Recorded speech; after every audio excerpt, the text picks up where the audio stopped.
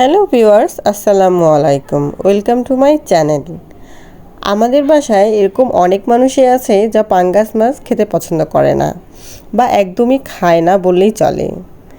আমার বাসায়ও আছে যে পাঙ্গাস মাছ খেতেই চায় না, কিন্তু আমি পাঙ্গাস মাছের রেসিপিটা এমনভাবে দেখাবো যে মানুষ বুঝতেই পারবে না যেটা পাঙ্গাস মাছ না রুই মাছ। তো অবশ্যই আমার সাথে থাকবেন আর রেসিপিটি পুরোটা দেখবেন। এটা খেলে এতই ভালো লাগবে যে মনেই হবে না যে আপনারা পাঙ্গাস মাছ খাচ্ছেন। আমি মাছটা একটু ভেঙে দেখাচ্ছি, দেখেন। আমি এখানে পাঙ্গাস মাছের পিসগুলো স্বাদমতো লবণ, হলুদ ও মরিচের গুঁড়া দিয়ে মাখিয়ে 1 ঘন্টার জন্য রেখেছিলাম। তারপরে আমি এগুলো ভেজে নেব।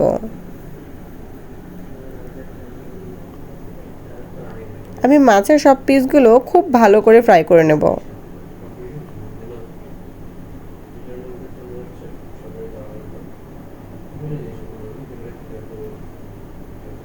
মাছগুলো খুব ভালো করে ভাজা হয়ে গেলে পাঙ্গাস মাছের যে ভিতরে একটা চর্বি চর্বি ভাব থাকে সেটা আর থাকবে না, বা ভেজে নিলে রান্না করার সময় ভেঙেও যাবে না। মাছগুলো আমার ভাজা হয়ে গেছে। এখন ওই তেলে আমি 1 কাপ পেঁয়াজ কুচি দিয়ে দিব। এখানে আমি 2টা দারুচিনি, 2টা লং আর গোলমরিচ দিলাম। এগুলো দিয়ে ভালো করে ভেজে নেব। এখানে আমি 1/2 চামচ রসুন, 1/2 চামচ আদা বাটা দিয়ে একটু ভেজে নেব, যেন আদা রসুনের কাঁচা গন্ধটা না থাকে।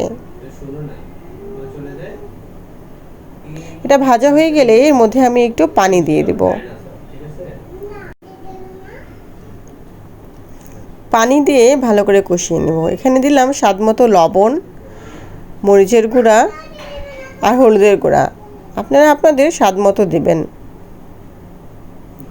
ভালো করে কষিয়ে এখানে আমি আরও অ্যাড করব ধনিয়ার গুঁড়া 1/2 চামচ, গরম মশলার গুঁড়া দিয়ে খুব ভালো করে কষিয়ে নেব। এটা যত ভালো করে কষানো হবে পাঙ্গাস মাছের ওই গন্ধটা আর থাকবে না।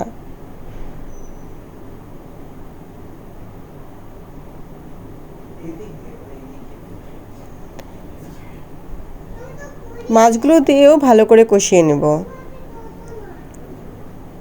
এর মধ্যে আমি একটু এলাচের গুঁড়া ছিটিয়ে দেব সুগন্ধির জন্য। তারপর একটু পানি দিয়ে আরও ভালো করে কষিয়ে নেব। তারপর এটা আমি ঢেকে রান্না করে নেব। একটু পানিটা কমে আসলে আমি তুলে এটা একটু ধনেপাতা ছিটিয়ে দেব। তারপর দিয়ে দিলাম জিরার গুঁড়া।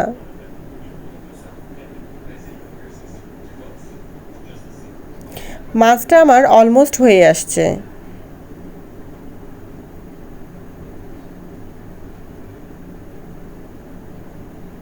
সত্যি পাঙ্গাস মাছটা খাওয়ার পরে মনে হবে না যে আপনারা পাঙ্গাস মাছ খাচ্ছেন, মনে হবে যে রুই মাছ বা সিলভার কাপ কোনো মাছ খাচ্ছেন।